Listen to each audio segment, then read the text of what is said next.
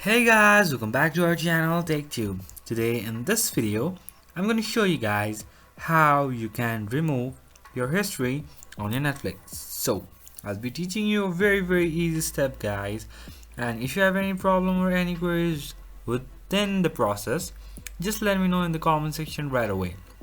Now, let's just get started. So firstly, what you need to do is just go to your Netflix app or Netflix website and then log in with your account and then choose the profile that you use to visit the Netflix. And now you'll be over here like this.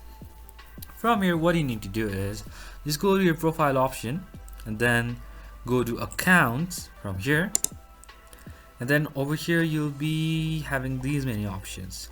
So you want to, let's say, delete your history or remove it.